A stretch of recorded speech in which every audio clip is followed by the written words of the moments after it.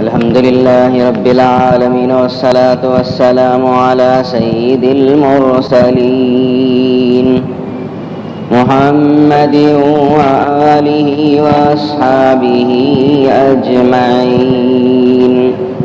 أما بعد فإن أصدق الحديث كتاب الله وخير الهدي هدي محمد صلى الله عليه وسلم وشر الأمور محدثاتها وكل محدثة بدعة وكل بدعة ضلالة وكل ضلالة في النار.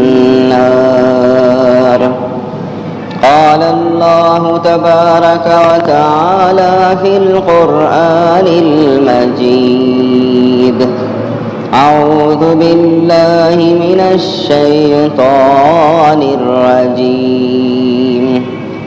وأحسنوا إن الله يحب المحسنين.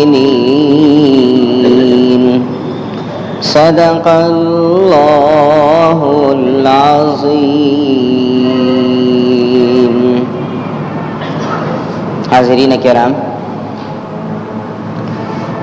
قرآن مجید کا جو چھوٹا سا ٹکڑا اس وقت میں نے آپ کے سامنے پڑھا ہے، یہ پوری آیت تو نہیں، ایک آیت شریفہ کا آخری حصہ ہے جس میں اللہ تبارک و تعالیٰ نے ایک حکم بھی دیا اور اس حکم کا کیا اجر ہے اور اس کا کیا فائدہ ہے، دونوں چیزیں بیان فرما دی. چنانچہ ارشاد فرمایا: وَأَحْسِنُوا إِنَّ اللَّهَ يُحِبُّ الْمُحْسِنِينَ.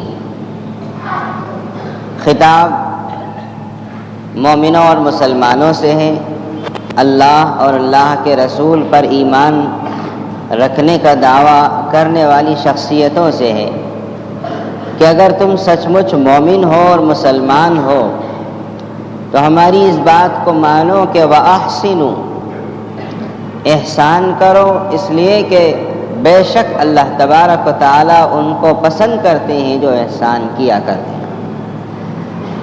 آیت شریفہ کا یہ لفظ احسان کرو عام طور پر جب بولا جاتا ہے تو ہمارے ذہنوں میں یہ بات آتی ہے کہ خطاب مالداروں سے ہو رہا ہے، اس لیے کہ احسان وہ کر سکتا ہے جس کے پاس مال ہو، دولت ہو، پیسہ ہو، سیم و زر کے خزانے ہوں، جس کا بینک بیلنس بڑا ہو، وہ شخص احسان کر سکتا ہے.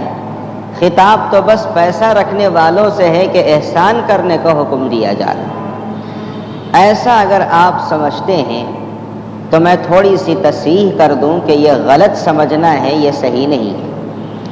قرآن مجید میں جو لفظ احسان استعمال ہوا ہے اس احسان کے بہت وسیع معنی، اس کا معنی بہت بڑا ہے. احسان اس کو بھی کہتے ہیں کہ کوئی کسی کو مالی تعاون دے دے، روپیے پیسے کے ذریعے سے مدد کر دے، اور احسان اسے بھی کہتے ہیں کہ کوئی انسان اپنے جو روزی اس کے سامنے ہے اس روزی میں سے بانٹ کر کسی اور کا بھی آدھا پیٹ بھر دے. احسان اسے بھی کہتے ہیں کہ میں اپنی زبان سے کوئی اچھی بات کہہ دوں جس سے آپ کے دل کو خوشی میسر آئے. احسان اسے بھی کہتے ہیں کہ کوئی مظلوم اور مغلوب انسان ہے، میں اس کی مدد کر دوں، آپ اس کے طرف نصرت اور اعانت کا ہاتھ بڑھا دیں. احسان اسے بھی کہتے ہیں کہ آپ اپنے ہاتھوں اور زبان کو کسی کو تکلیف دینے سے بچا لیں. آپ کسی شخص کو مار سکتے ہیں، آپ کسی کے سامنے کوئی جملہ کہہ کر اس کے دل کو دکھا سکتے ہیں. صرف خدا اور خدا کے رسول کا خوف اور محبت اپنے دل میں رکھ کر ہم نے اور آپ نے اپنی زبانوں اور ہاتھوں کو روک لیا کہ کسی کو تکلیف نہ پہنچنے پائے، یہ بھی احسان میں جاتا ہے. آپ سمجھتے ہیں کہ احسان کا کتنا بڑا معنی. گویا اللہ تبارک و تعالیٰ یوں فرما رہے ہیں کہ واحسنوا، خدا کے بندو اپنی زندگیوں کو بھلائیوں سے بھر لو، اپنی زندگی کو بھلائی سے بھر لو، اس لیے کہ خدا ان بندوں کو دوست رکھتے ہیں جن کی زندگی میں بھلائیاں ہوا کرتی ہیں۔ اب بھلائیوں سے بھر لینے کا مطلب تو بڑا وسیع ہے، اسے تو آپ اچھی طرح سمجھتے ہیں کہ کوئی پیسہ دے رہا ہے، کوئی کسی کو کھلا رہا ہے، کوئی کسی کو کپڑے پہنا رہا ہے، کوئی کسی کا بوجھ اٹھا کر سر پر رکھ رہا ہے، کوئی کسی کے سامنے محبت آمیز جملے ادا کر رہا ہے کہ اس کے دل کو خوشی اور مسرت حاصل ہو رہی ہے۔ اس طرح ایک طویل ترین مفہوم ہے جو لفظ احسان میں داخل ہوتا ہے، وَأَحْسِنُوا إِنَّ اللَّهَ يُحِبُّ الْمُحْسِنِينَ، احسان کرو، بھلائی کرو، اس لیے کہ جو بھلائی کیا کرتے ہیں اللہ تبارک و تعالیٰ ان کو پسند فرماتے ہیں۔ اور یہ حکم ایسا ہے کہ یوں سمجھیے کہ گویا اللہ تبارک و تعالیٰ یہ حکم دے کر یہ نہ سمجھیں کہ اللہ تبارک و تعالیٰ کوئی چیز ہم سے مانگ رہے ہیں، کوئی چیز ہماری چھینی جا رہی ہے۔ بھلا کوئی کسی کے اوپر احسان کر دیتا ہے، کوئی بھلائی کا معاملہ کر دیتا ہے، مثال کے طور پر آپ چند روپیے دے دیتے ہیں، کون سا بڑا کمال ہوا، خدا نے آپ کو دیا، آپ نے تھوڑا سا اس میں سے دوسرے کو دے دیا۔ آپ کو خدا نے علم دیا، آپ دوسرے کو سکھا رہے ہیں، اللہ نے آپ کو دیا ہے، آپ دوسروں کو سکھا رہے ہیں۔ دنیا کی کوئی بھی اچھائی جو آپ دوسرے کو دے رہے ہوں، کوئی بھی خیر و خوبی جو دوسروں کو آپ تقسیم کر رہے ہوں، ظاہر ہے کہ وہ آپ کے اور ہمارے اپنے کمال کی وجہ سے حاصل شدہ نہیں، بلکہ خدا نے ہم کو دیا اور ہم اللہ کے حکم کو پورا کر کے دوسروں کو دیتے چلے جا رہے ہیں۔ آپ کسی کے سامنے خوشکن جملے استعمال کر رہے ہیں، خدا کی دی ہوئی زبان سے استعمال کر رہے ہیں، اللہ اگر زبان پکڑ لے تو ظاہر ہے کہ زبان بندی ہو جائے۔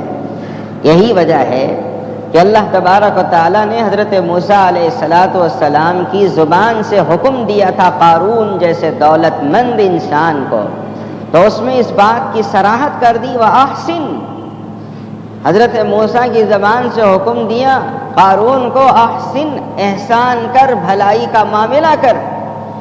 اب چونکہ قارون بڑا کوڑ مغز تھا، اس لیے اللہ تعالیٰ نے ایک جملہ اور بھی بڑھا دیا کما احسن اللہ الیہ، ارے بے وقوف احسان کر ایسے جیسے کہ خدا نے تیرے اوپر احسان کیا ہے۔ تیرے پاس جو مال ہے، تیرے پاس جو دولت ہے، تیرے پاس جو سیم و زر کے اور جواہرات کے خزانے ہیں، تیرے پاس جو عقل ہے، تیرے پاس جو صلاحیت ہے، تیرے پاس جو زبان ہے، ہر چھوٹی بڑی نعمت جو کچھ بھی ہے خدا کی دی ہوئی ہے، ہم تجھے کہہ رہے ہیں کہ ان کو استعمال کر کے دوسروں کے لیے بھلائی کا ساز و سامان پیدا کر۔ میں آپ کو بتاؤں کہ اسلام بھلائیوں کا مذہب ہے، اسلام خیر خواہی کا مذہب ہے، اسلام دوسروں کے لیے کچھ کام آنے کا مذہب ہے، کام آنے کی تعلیم دیتا ہے۔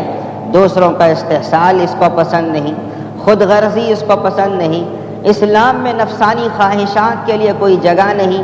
آج پوری دنیا کے اندر خود غرضی کے بادل ہیں جو چھائے ہوئے ہیں، پوری دنیا کے اندر یوں سمجھو کہ انسانوں کے سلسلے میں مذبح خانہ بنا ہوا ہے۔ جس طرح بکرے ذبح کیے جاتے ہیں مذبح خانے کے اندر، کہ فلاں جگہ سلاٹر ہاؤس ہے کہ جہاں بکرے ذبح کیے جاتے ہیں، بکروں کے لیے تو کم از کم ذبح کرنے کی جگہ متعین ہے، انسانوں کو ذبح کرنے کے لیے کوئی جگہ متعین نہیں۔ جس جگہ دیکھو ذبح کیا جا رہا ہے، ہندوستان ہی کی بات نہیں، آپ مجھ سے زیادہ اخبارات پڑھتے ہیں، آپ جانتے ہیں دنیا کا کوئی ملک ایسا نہیں ہے سوائے ایک دو چار ملکوں کو چھوڑ کر جہاں کوئی نہ کوئی مسئلہ نہ اٹھا ہوا ہو۔ لسانی مسئلہ ہے، زمین کا مسئلہ ہے، کوئی نہ کوئی مسئلہ اٹھا ہوا ہے، اور انسانوں کو اکثر ایک طرف سے ذبح کیا جا رہا ہے کہ بکروں کے ذبح کرنے کے لیے کوئی جگہ متعین، انسانوں کو ذبح کرنے یا گولیوں سے بھوننے کے لیے کوئی جگہ نہیں۔ اس کی وجہ یہ ہے کہ آج دنیا نے اور خصوصاً مسلمانوں نے اسلام کو بھلا دیا، اسلام کی تعلیمات کو بھلا دیا کہ اسلام خیر خواہی کا سبق دیتا ہے، اسلام خود غرضی سے منع کرتا ہے، میری تجوری بھر جائے، میرا پیٹ بھر جائے، بھلے سے دنیا تباہ ہو جائے، یہ جذبہ ہے جو آج پوری دنیا کے اندر کار پر ہے۔ یہی وہ چیز ہے جو آج بادلوں کی طرح سے پوری دنیا کے اوپر چھا گئی ہے، خود غرضیت اور نفسانیت ہے جو انسانوں کے دلوں میں چھا گئی۔ اسلام ہے جو اس بات کو ناپسند کرتا ہے، اور آج منبر رسول سے میں اعلان کر رہا ہوں کہ بالخصوص اگر مسلمان اسلام کی اس تعلیم کو سمجھ کر قبول کر کے آگے بڑھیں گے تو دنیا میں چھائی ہوئی اس مصیبت کو ختم کر سکتے ہیں۔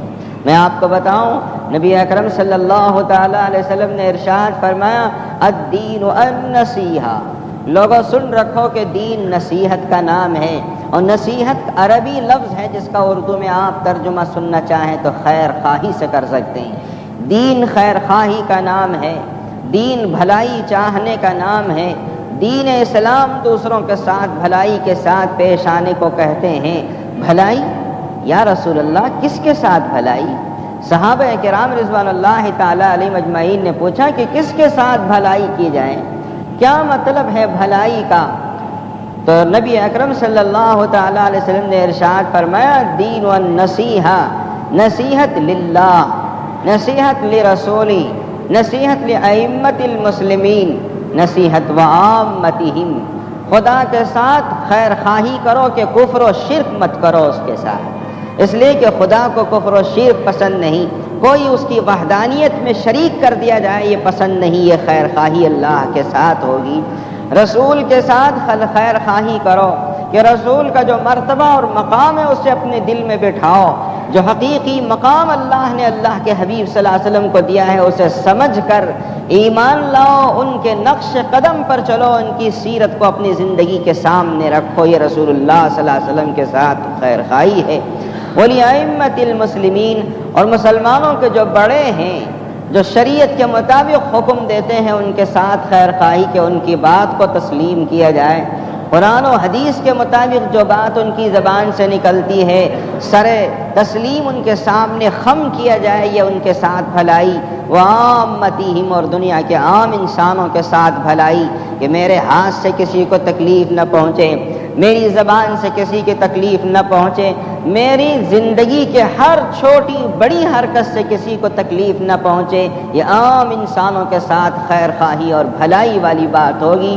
یہی وجہ ہے کہ نبی اکرم صلی اللہ تعالی علیہ وسلم نے ارشاد فرمایا، عدل و احسان کا ایک لمحہ، عدل و انصاف کا ایک لمحہ، غیر کے ساتھ بھلائی کرنے کا ایک لمحہ، غیر کے ساتھ کوئی اچھائی کرنے کا ایک لمحہ 1000 مہینوں کی عبادت سے افضل ہے۔ 1000 مہینوں کی عبادت سے افضل کہ ایک لمحے کا جو احسان ہے صدیوں پر اس کے اثرات پڑتے ہیں، ایک غیر کے ساتھ جو آپ بھلائی کریں گے ہزاروں پر اس کے اثرات پڑتے ہیں۔ 1000 مہینوں کی عبادت میں اگر تھوڑا سا ریا آ گیا تو ساری عبادتیں ضائع ہو کر رہ جائیں۔ حضرت امام اوزاعی رحمت اللہ علیہ بڑے اونچے درجے کے گزرے ہیں، اب ولی بھی تھے، محدث بھی تھے، امام فقہ کے امام بھی تھے۔ 70 برس عمر انہوں نے پائی تو 70,000 مسائل کو جانچا اور پرکھا۔ 70 برس عمر پائی، 70,000 مسائل کو جانچا اور پرکھا۔ عرب ممالک میں ان کے ماننے والے بہت سے پائے جاتے ہیں۔ کہا جاتا ہے کہ امام اوزاعی جو حضرت امام مالک رحمت اللہ علیہ کے ساتھیوں میں سے ہیں، راتوں کو بہت روتے تھے، راتوں میں گڑ گڑایا کرتے تھے، اور خود ان کا کہنا ہے کہ مسلمان جب رات کو اٹھ کر رونا چھوڑ دیتا ہے تو اس میں بہت سی بیماریاں پیدا ہو جاتی ہیں۔ ایک بیماری تو وہ ہے جو ہاتھ میں آ گئی، پیر میں آ گئی، سر میں آ گئی، اسے تو ڈاکٹر دیکھے گا، سمجھے گا، علاج کر دے۔ لیکن کچھ بیماریاں ایسی بھی ہوتی ہیں جو ہماری روحوں میں پیدا ہوتی ہیں، جو ہمارے اندر پیدا ہوتی ہیں۔ اسے پیغمبر صلی اللہ تعالی علیہ وسلم، یہ پیغمبر کے ماننے والے حضرات اولیاء کرام بزرگان دین دیکھتے ہیں، سمجھتے ہیں، بتاتے ہیں، اور اس کا علاج بھی وہی کر سکتے ہیں۔ حضرت امام اوزاعی رحمت اللہ علیہ اونچے درجے کے تابعی ہیں، فرماتے ہیں کہ مسلمانوں نے راتوں کو اٹھ کر خدا کے حضور رونا کیا چھوڑا کہ ان کی زندگیوں میں بہت سی بیماریاں پیدا ہو۔ کیا بیماریاں؟ پیٹ میں درد، ارے اس کا علاج تو آسان ہے۔ سر میں درد، اس کا علاج تو بہت آسان ہے۔ ایسی بیماریاں پیدا ہو گئی ہیں کہ جس کے بارے میں نہیں کہا جا سکتا کہ علاج آسان ہے۔ ایک بیماری یہ کہ مسلمان جب راتوں کو اٹھ کر رونا چھوڑ دیتا ہے تو اس کا دل سخت ہو جاتا ہے۔ دوسری بیماری یہ کہ اس کے دل میں دنیا کی محبت اتنی گھس جائے گی کہ دین کی کوئی عزت و وقت اس کی زندگی میں باقی نہیں رہے گی۔ سمجھ میں آتا ہے کتنی بڑی بیماریاں ہیں؟ جس کا دل سخت ہو جائے، جس کے دل کے اندر دنیا کی محبت کوٹ کوٹ کر بھر دی جائے۔ آگے فرمایا کہ اس کے دل سے خوف خدا نکل جاتا ہے، اس کے دل میں اللہ کا خوف نہیں ہوتا۔ اور فرمایا کہ اس انسان کو جسے راتوں کو اٹھ کر رونے کی عادت نہیں ہوتی، حلال و حرام کی تمیز ختم ہو جاتی ہے۔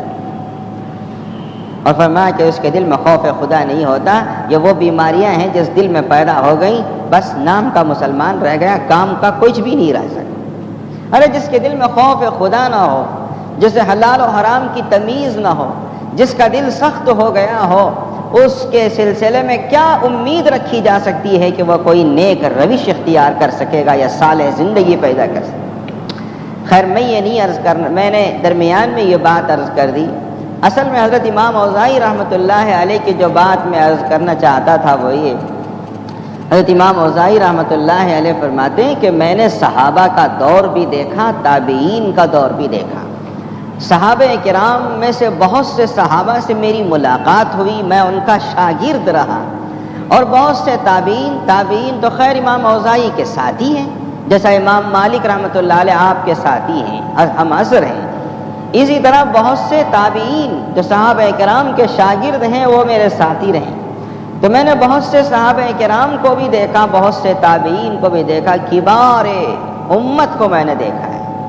ان سب کی زندگیوں میں سب سے زیادہ میں نے چند باتیں پائی ہیں جو امت مسلمہ کو اپنی زندگی میں پیدا کرنی۔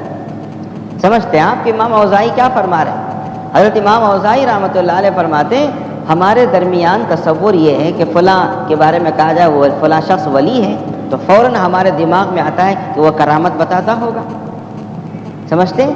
فوراً ہمارے دماغوں میں آتا ہے کہ وہ کرامت بتاتا ہوگا۔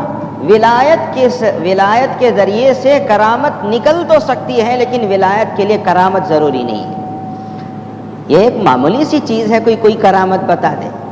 حضرت خواجہ معین الدین چشتی رحمۃ اللہ علیہ فرما گئے ہیں کہ ہواؤں پر اڑنا آسان ہے، پانی کے اوپر چلنا آسان ہے، سب سے بڑی چیز اپنے نفس کو قابو میں رکھ کر رسول اللہ کی سنت پر عمل کرنا مشکل ہے۔ یہ سب چیزیں آسان ہیں، ہواؤں میں اڑا جا سکتا ہے، دیکھو اڑ رہے ہیں لوگ، 450 کا پلین آسانی سے ہوا میں اڑتا چلا جا رہا ہے۔ ایک انسان اڑے، یہ کون سی بڑی بات؟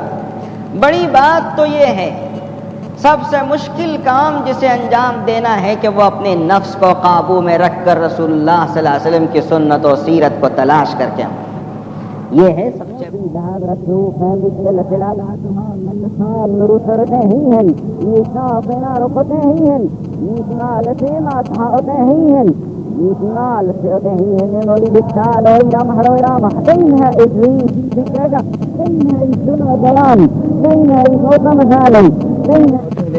کبھی نہیں چھوڑتے نماز باجماعت۔ ایک تو یہ ہے کہ ہم تنہا پڑھ لیں تو بھی ہو جائے گی، لیکن میں نے صحابہ اور تابعین اور کبار امت اور کبار اولیاء کو دیکھا کہ کبھی نماز باجماعت اپنی زندگی سے نہیں چھوڑتے۔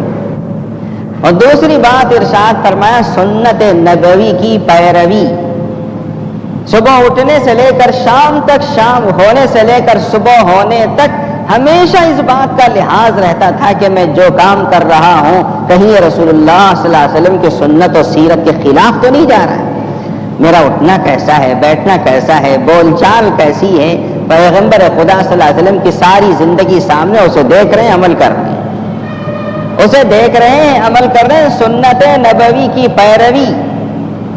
اور تیسری چیز ارشاد فرمایا تلاوت کلام پاک، قرآن مجید کی تلاوت، کہ زندگی میں کوئی دن ایسا نہیں گزرتا تھا جس میں کثرت سے تلاوت نہ کر رہے ہو۔ جیسا ہمیں فرصت ملتی ہے تو مال کماتے ہیں، ویسا فرصت ملتی تھی تو قرآن پڑھا۔ اور چوتھی چیز فرمایا جہاد، اسلام کے دفاع کے لیے جہاں تلوار اٹھانا ہوتا تھا وہاں تلوار اٹھاتے، جہاں قلم اٹھانا ہوتا وہاں قلم اٹھاتے، جہاں زبان کھولنی ہوتی وہاں زبان کھولتے، جہاں زبان کھولنی ہوتی۔ جہاد کے جتنے طریقے ہیں ان سب کو پابندی سے میں نے ان کو دیکھا، صحابہ اور تابعین کو کیا عمل کیا کرتے تھے۔ اور آخر میں جو حضرت امام اوزاعی نے بیان فرمایا وہ ہمارے اس وقت کے مضمون کے مطابق، وہ فرمایا کہ امت کے افراد سے وابستگی، یہ پانچویں چیز ہے جو صحابہ اور تابعین کی خصوصیت۔ مسلمان مل رہا ہے، غیر مل رہا ہے، یہودی مل رہا ہے، مذہب اسلام کو نہیں ماننے والا مل رہا ہے، امت کا کوئی طبقہ ہو کس مذہب کو مان رہا ہے اس کا لحاظ کیے بغیر ہر ایک کے ساتھ اتنا اعلیٰ اور اتنا عمدہ سلوک پیش کیا کرتے تھے کہ لوگ کشاں کشاں اسلام کی طرف کھینچے ہوئے چلے آتے۔ حضرت امام اوزاعی نے مثال پیش کی اس کے لیے، فرمایا کہ میرے پاس بہت سے یہودی اور بہت سے مشرکین آیا کرتے تھے اور آ کر اپنے نجی مسائل میں مشورہ لیا کرتے تھے کہ حضرت آپ ایک سچے اور اچھے انسان ہیں، آپ سے اچھا مشورہ کوئی نہیں دے سکتا۔ یہ اس بات کی علامت ہے کہ ہمارا غیروں کے ساتھ تعلق، ہمارا غیروں کے ساتھ سلوک، آپس میں سلوک کس انداز سے ہونا چاہیے کہ الدین النصیحہ، خیر خواہی کا نام ہے۔ ہم تو اپنے بھائی کے ساتھ خیر خواہی نہیں کرتے تو غیر کے ساتھ کیا کریں؟ بھائی بھائی کے ساتھ لڑنے والا غیر کے ساتھ کہاں سے اچھا سلوک پیش کر سکتا ہے؟ علامہ زین الدین رحمۃ اللہ علیہ، یہی امام اوزاعی رحمۃ اللہ علیہ کے ہم اثر ہیں۔ حضرت امام اوزاعی رحمۃ اللہ علیہ کی تاریخ میں قریب میں مطالعہ کر رہا تھا تو یہ ساری باتیں میرے سامنے آئیں۔ حضرت علامہ زین الدین رحمۃ اللہ علیہ فرماتے ہیں کہ ایک مرتبہ ہمارے سامنے کفن چور لایا گیا۔ کفن چور بڑا ہمت والا ہوتا ہے، قبر کھود کر میت کا کفن چورانا معمولی بات نہیں۔ کسی نے پکڑا اس کو، جیسے جوتے چوروں کو یہاں پکڑتے ہیں ہمارے یہاں، تو کفن چور کو پکڑ کر حضرت امام اوزاعی کے سامنے لایا گیا، علامہ زین الدین رحمۃ اللہ علیہ کے سامنے لایا گیا کہ حضرت اسے نصیحت کرو، بڑا ناپیکار ہے کہ قبریں کھود کر کفن چراتا ہے۔ اتفاق کی بات کہ حضرت امام اوزاعی رحمۃ اللہ علیہ بھی اس مجلس میں تشریف لائے، علامہ زین الدین رحمۃ اللہ علیہ کی خدمت اقدس میں کفن چور کھڑا ہوا ہے۔ تو علامہ اوزاعی کے سامنے علامہ زین الدین رحمۃ اللہ علیہ نے اس کفن چور سے پوچھا، ارے بابا کفن چراتے ہو، میرے ایک سوال کا جواب دو۔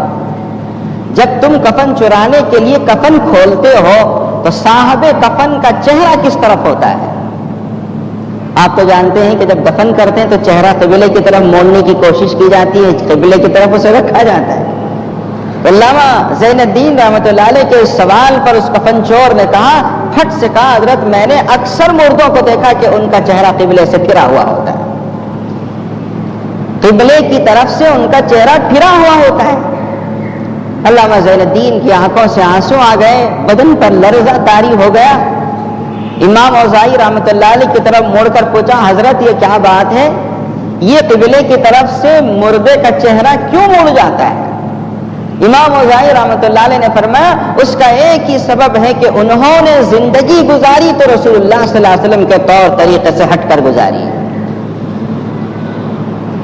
زندگی میں تبدیلی، قبر میں جانے کے بعد بھی تبدیلی کی اس کا چہرہ اس قابل نہیں ہے کہ یہ قبلے کی طرف پھرا دیا۔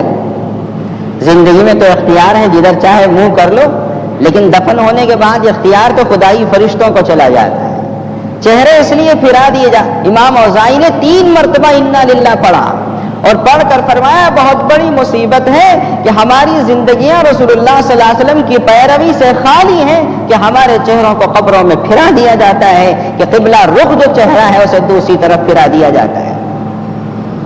میرے پاس ایک صاحب آئے، تقریباً میں کئی ہفتوں پہلے کی بات بتا رہا ہوں۔ انہوں نے کہا کہ حضرت رات کو میں سوتا ہوں، بڑے ڈراؤنے قسم کے خواب مجھے نظر آتے ہیں، دیوالیں دکھتی ہیں، وہ دکھتا ہے، یہ دکھتا ہے۔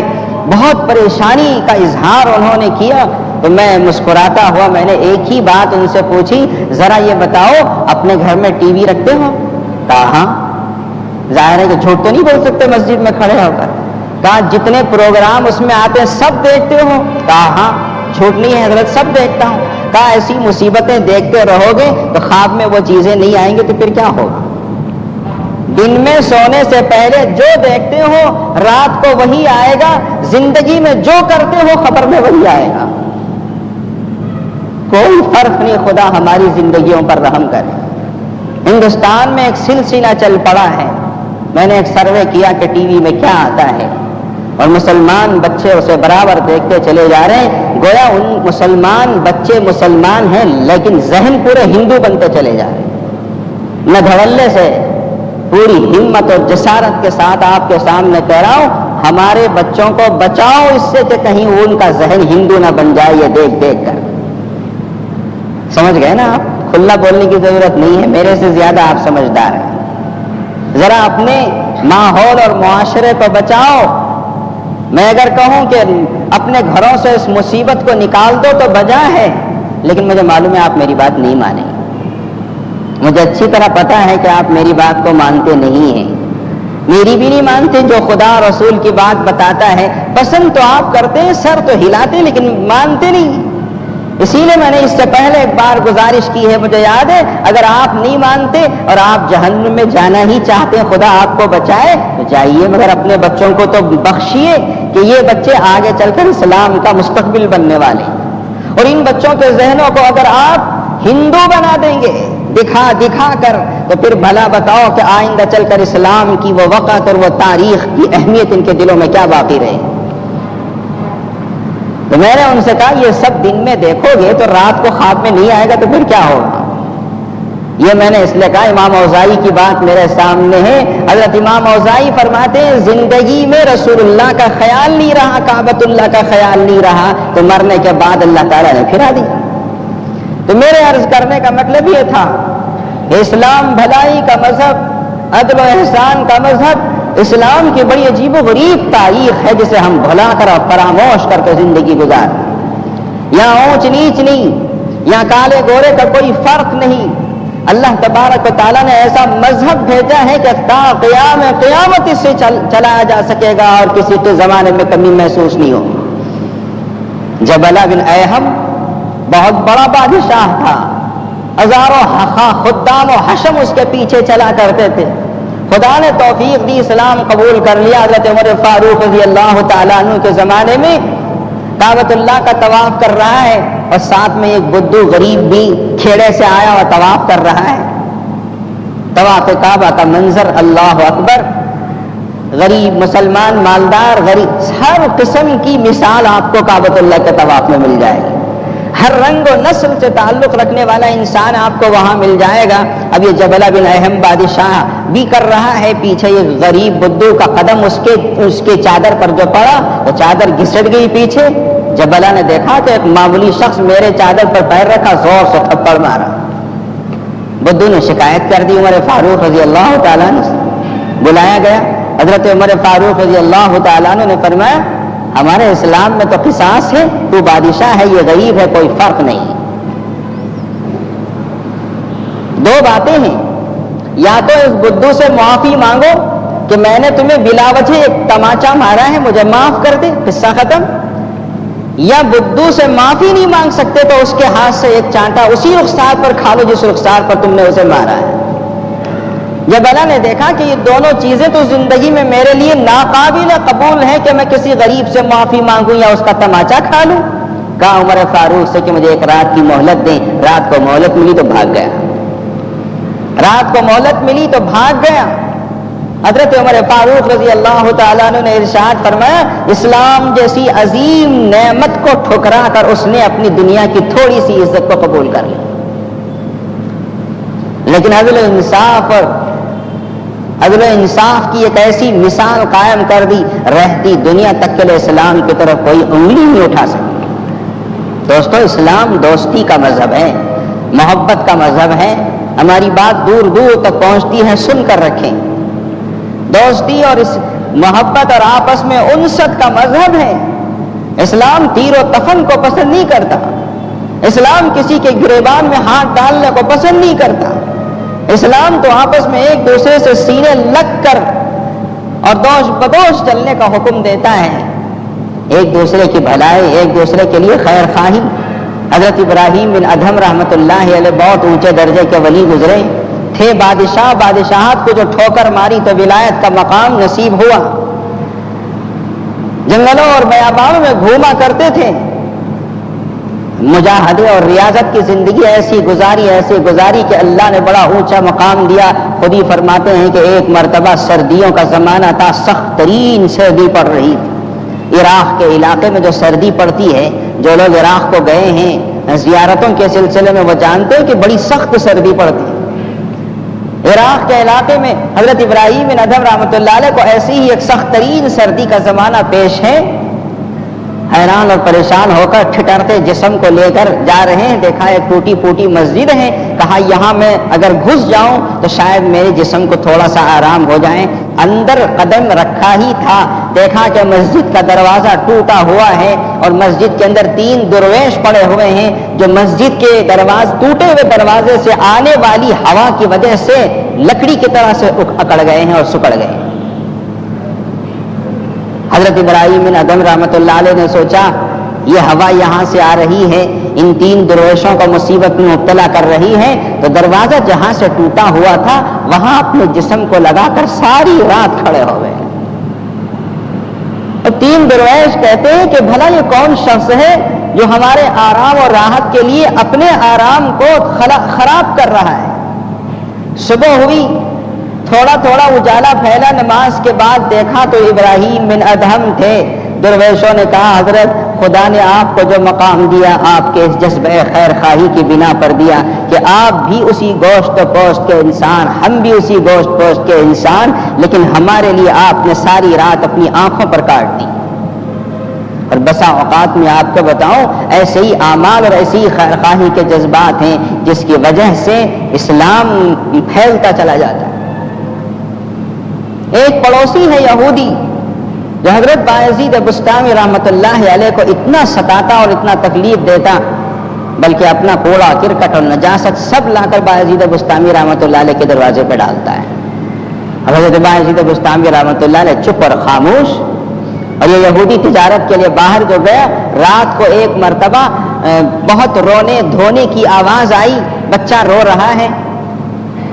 حضرت بایزید بسطامی رحمۃ اللہ علیہ تشریف لے گئے، پوچھا اے میری پڑوسن تیرے بچے کو کیا تکلیف ہے جس کی وجہ سے رو رہا ہے؟ تو پڑوسن نے کہا میرا شوہر کچھ پیسہ کمانے کے لیے باہر گیا ہے، گھر میں چراغ کے لیے تیل نہیں، جس کی وجہ سے میرا بچہ رو رہا ہے کہ روشنی کروں اور روشنی کے لیے میرے پاس تیل نہیں۔ حضرت بایزید بسطامی رحمۃ اللہ علیہ اپنے گھر کا وہ واحد چراغ، ایک چراغ جو تھا وہ لے جا کر دے دیا، کہا اس سے روشنی کر لو، تمہارے گھر کا چراغ ایک طرف رکھ کر اسی کو رکھ لو۔ اب وہ شوہر اس کا آیا، اس نے دیکھا کہ ایک چراغ رکھا ہوا ہے جو اس کے گھر کا نہیں ہے۔ تو بایزید بسطامی رحمۃ اللہ علیہ کے اس چراغ کو دیکھ کر یہودی نے اپنی بیوی سے پوچھا بات کیا ہے؟ کہا بات یہ ہے۔ یہودی نے کہا سنو، بایزید بسطامی کو ہم ستاتے تھے، تکلیف دیتے تھے، لیکن آج ان کا یہ رویہ ہمارے سامنے آیا، آج ظاہری چراغ ان کے گھر سے نکل کر آیا اور ظاہری روشنی آئی، ہم جائیں گے ان کے پاس اور گزارش کریں گے کہ باطنی روشنی بھی ان کے ذریعے سے ہم کو حاصل ہو جائے۔ آیا سمجھ میں؟ میاں بیوی دونوں حاضر ہو کر کہتے ہیں حضرت بایزید بسطامی رحمۃ اللہ علیہ سے کہ آپ اپنا کلمہ ہم کو پڑھائیے، ہم نے اتنا ستایا اور آپ نے اتنا اچھا سلوک پیش کیا، آپ کا مذہب جھوٹا نہیں ہو سکتا، آپ نے چراغ دے کر جو ظاہری روشنی دی ہم اسے بھی قبول کرتے ہیں، اور اس وقت باطنی روشنی اور نور کو بھی قبول کرنے کے لیے تمہارے سامنے آئے، قبول کر لیا اسلام کو۔ ناصر سبکتگین ہم صحابہ کرام کے واقعات اور روایتیں پیش کرتے ہیں تو کچھ بھلے مانس ایسے بھی جو کہتے ہیں وہ تو صحابہ تھے۔ مغلیہ خاندان کا ایک بہت بڑا بادشاہ اورنگزیب گزرا ہے، ایک بادشاہ ناصر الدین گزرا ہے۔ ان کے بارے میں تاریخ میں لکھا ہوا ہے کہ یہ قرآن پاک لکھتے تھے اور اپنی روزی ان کے ہدیے سے گزارا کرتے تھے۔ ایک مرتبہ ناصر الدین نے قرآن پاک لکھا، بڑا خوبصورت بڑا عالی شان قرآن مجید لکھ کر دربار میں پیش کیا اور اس کو بند کر دیا کہ یہ دکھایا نہیں جائے۔ اب درباریوں نے بہت اصرار کیا تو قرآن مجید کھول کر بتایا، اس میں سے ایک وزیر آگے بڑھا اور کہا کہ بادشاہ سلامت، یہاں بجائے زیر کے زبر ہونا چاہیے، یہاں بجائے زیر کے زبر ہونا چاہیے اس نے تنبیہ کی. ناصر الدین نے دیکھا جو خود قرآن مجید کا حافظ تھا اس کا کہنا غلط ہے حالانکہ یہ میرا معمولی قسم کا وزیر ہے. ناصر الدین نے کہا نہیں یہ یہاں زیر ہی ہونا چاہیے زبر نہیں ہے. جب اس وزیر نے اصرار کیا تو قلم اٹھایا اور اس جگہ جہاں وہ بتا رہا تھا کہ یہاں زبر ہونا چاہیے وہ جگہ علامت لگا دی. دربار برخاست ہو گیا. جیسے ہی دربار برخاست ہوا وزیر اعظم کے سامنے ناصر الدین نے اس نشان کو مٹا دیا. وزیر اعظم نے پوچھا بات کیا ہے؟ آپ اگر مٹانا ہی تھا تو اس کے سامنے مٹا دیں، آپ تو بادشاہ ہے وقت ہیں. آپ اس کے کہنے پر سامنے نشان لگایا، اس کے جانے کے بعد نشان کو مٹا دیا، سبب کیا؟ ناصر الدین نے کہا خدا نے مجھے بادشاہت دی ہے، میری عزت و مرتبے میں کوئی کمی نہیں. ہاں البتہ بھرے دربار میں اگر چند قرآن کو منگا کر بتاتا تو اس کی غلطی ثابت ہوتی، اس کا دل ٹوٹتا، اس کی شرمندگی ہوتی. اس کے دل کو ٹوٹنے سے بچانے کے لیے نشان لگایا، اب میں نے مٹا دیا، بعد میں تنہائی میں بلا کر بتا دوں گا کہ تمہاری غلطی ہے. آتی ہے بات سمجھ میں؟ اب کسی کی غلطی بھی نہ ہو تو ہم اس کا دل توڑنے کے لیے نئی غلطیاں بنا لیتے ہیں. احسان مندی دلوں کو رکھنا، اللہ اکبر. ایک سمندر ہے جو اس وقت مجھ جیسے بے علم کے سامنے ٹھانٹے مار رہا ہے. کتنا بولوں کتنا عرض کروں. دعا کرو اللہ تبارک و تعالیٰ سے کہ اتنا عظیم الشان مذہب اسلام ہم کو ملا ہے اور ہم فقیروں کی طرح سے زندگی گزار رہے ہیں. اللہ تبارک و تعالیٰ سے دعا ہے کہ خدا ہمیں توفیق دے کہ اسلام کی یہ بلند و بالا تعلیمات کو سمجھ کر اپنی زندگی میں ہم داخل کریں، ہماری زندگیاں بنیں، اسلام کے زرین اصول ہماری زندگیوں میں آئیں تاکہ دیکھنے والے کو پتہ چلے کہ جو اسلام کتابوں میں تھا وہ اسلام یہ ہے جو زندگیوں کے اندر آ سکتا ہے. آخر میں حضرات تعمیر جامع مسجد کے سلسلے میں یہ عرض کروں، ابھی رمضان مبارک یوں سمجھیے مہینہ ڈیڑھ مہینہ ایک مہینہ 20-25 روز کا سمجھیے وقفہ درمیان میں رہ گیا ہے. اور جہاں تک حوض کو اور اس کے اوپر کی چھت کو مکمل کرنے کا معاملہ ہے، اللہ تبارک و تعالیٰ سے دعائیں ہیں، آپ بھی دعائیں کریں کہ اس کام کو کم از کم اللہ تبارک و تعالیٰ رمضان مبارک کی آمد تک مکمل فرما دے. میں نے جیسا کہ پچھلے جمعہ آپ سے عرض کیا کہ حوض میں پانی اس وقت تک نہیں چھوڑا جا سکتا یا مکمل نہیں ہوگی جب تک کہ اوپر کی چھت پوری طریقے سے مکمل نہ ہو جائے. چھت بھی پڑنا ہے اور دونوں طرف کی تعمیر کا کام بھی ہونا ہے جہاں پلاسٹر ہے، اور پھر چاروں طرف سے کچرا آنے یا دھول آنے کی جتنی جگہ ہیں وہ سب کو بند ہونے کے بعد حوض مکمل ہوگی. اور یہ ایک بہت بڑا نازک بھی کام ہے اور خاصا لمبا کام بھی ہے اور بہت پیسے بھی چاہتا ہے. اللہ تبارک و تعالیٰ آپ کو جزائے خیر عطا فرمائے کہ ہم نے آپ سے حوض کے لیے کہا، چھت کے لیے کہا تو اس کا سلسلہ بنا ہوا ہے، آ رہے ہیں اور آپ حضرات دے رہے ہیں، لیکن اور بھی بہت کچھ مد آنا باقی ہے جس کی وجہ سے یہ دونوں کام پوری طریقے سے اپنی تکمیل کو پہنچ جائیں. یہ جذبہ اور یہ قربانی اور یہ تڑپ اور یہ جذبے دروں اللہ تبارک و تعالیٰ نے ہمیں اور آپ کو جو مرحمت فرمایا ہے، اس موقع پر خصوصاً اتنی قلیل مدت میں اتنی بڑی تعمیر اکثروں کی زبانوں سے سنا گیا، کہا گیا، اور میں اپنی زبان سے نہیں کہہ رہا ہوں، سنی ہوئی بات کہہ رہا ہوں کہ اس صدی کی یہ بہت بڑی کرامت کہی جا سکتی ہے کہ اتنے قلیل ترین عرصے میں مسلمانوں نے اتنی بڑی چیز بنا دی.